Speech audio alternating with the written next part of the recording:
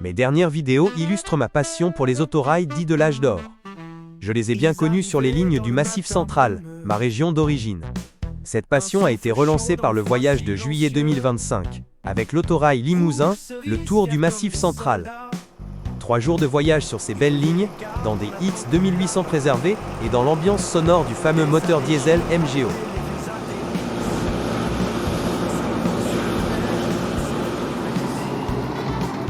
Ici l'autorail au dépôt de Montluçon que nous avons visité.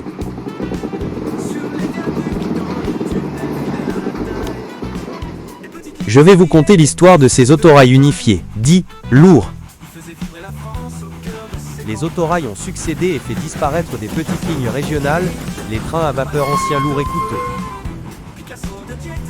Aux autorails datant des anciens réseaux, tels les ADP, ont succédé des machines plus modernes, unifiées pour l'ensemble de la SNCF. Les autorails très célèbres, les Picasso de 300 chevaux ont parcouru toute la France avec leur cabine de conduite excentrée en toiture. Ah, ces Picasso, tant appréciés pour leur place avant permettant d'admirer la voie.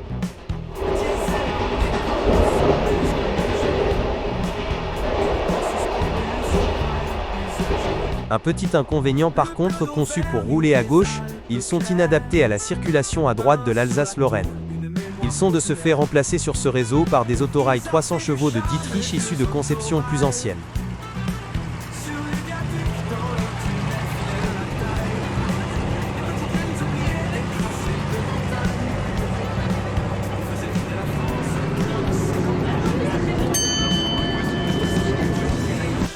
Mais pour tracter sur longue rampe avec 300 chevaux, c'est une autre histoire. D'où la conception des X 2400. 2 moteurs de 300 chevaux, un à chaque extrémité. C'est long, c'est lourd. Mais 600 chevaux, ça grimpe les rampes et ça tracte.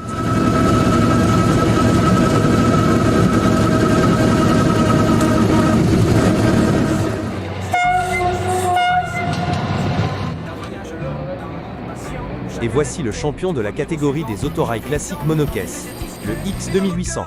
Unifié, 825 chevaux en un seul moteur 12 cylindres, le fameux MGO qui chante si fort dans les rampes. D'abord en livrée classique rouge et crème, on le voit accompagné de plusieurs remorques de Coville, et surtout sur les lignes accidentées aux longues rampes.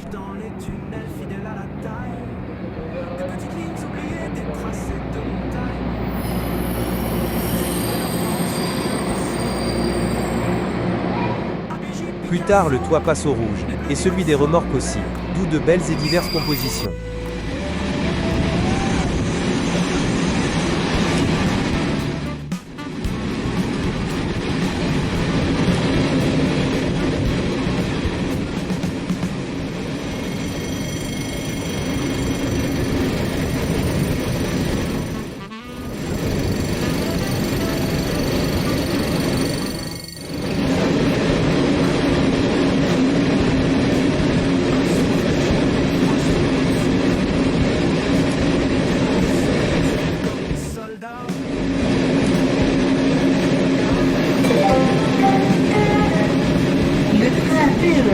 Numéro 886 706 à destination de Saint-Étienne-Château-Creux, départ 6h42, partira voie B.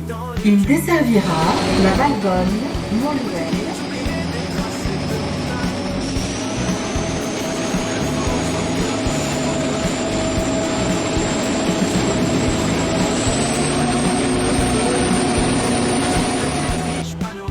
Après modernisation, il prend la couleur bleue et tire toujours des remorques de Coville restées rouges, dont un très petit nombre sera un peu modernisé et repeint en bleu.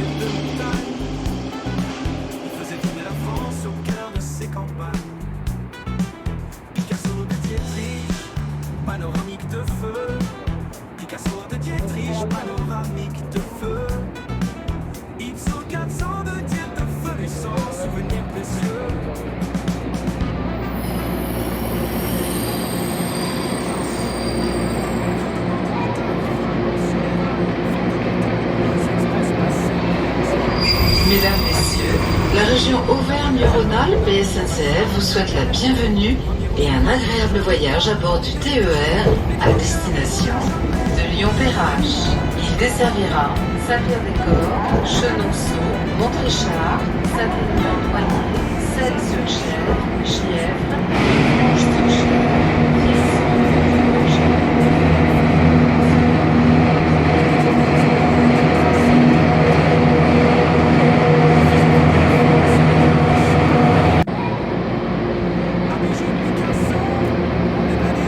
Sa remorque moderne sera la XR 6000, étudiée pour ses successeurs, elle aussi de couleur dominante bleue.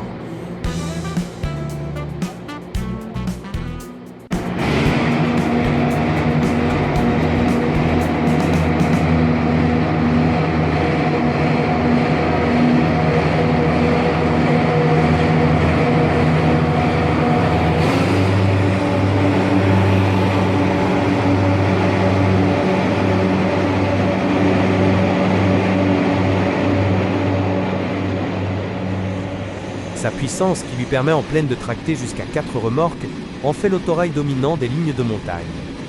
Notamment sur les lignes du Massif central, très couramment accouplées à une de ses remorques. C'est cette livrée bleue et gris pâle, assortie entre autorail et remorque, pourtant de formes très différentes, qui lui vaut le surnom de bleu d'Auvergne, qu'il va garder jusqu'à son retrait du service.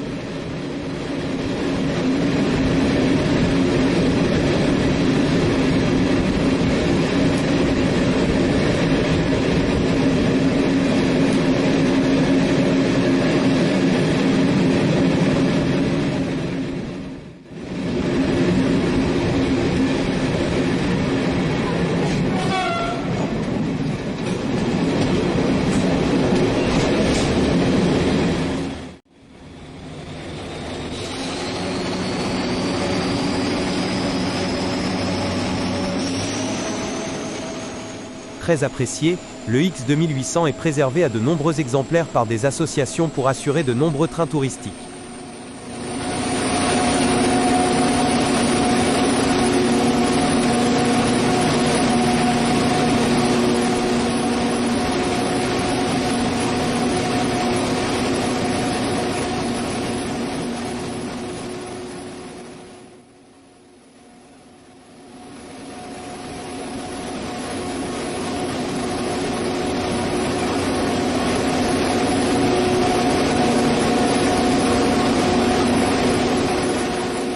J'espère que cette petite vidéo vous plaira. N'hésitez pas à commenter et à corriger si j'ai dit ou fait des erreurs, car je ne suis pas cheminot. Les reproductions en HO associent le matériel de plusieurs adhérents passionnés du club, toujours prêts à faire rouler leur modèle dans ce très beau décor des deux réseaux analogiques et numériques du rail miniature de la baie à Ducé. Dites-moi si nous partageons ce plaisir de faire survivre ainsi ces engins qui ont rendu tant de services dans l'ombre. Mesdames, Messieurs, dans quelques instants, notre train entrera en gare, terminus du train. Avant de descendre, assurez-vous de ne rien oublier à votre place. Saint-Étienne-Château-Creux, ici, Saint-Étienne-Château-Creux. Vous êtes arrivé à Saint-Étienne-Château-Creux. La SNCF et le personnel de la gare de Saint-Étienne-Château-Creux vous souhaitent un joyeux Noël.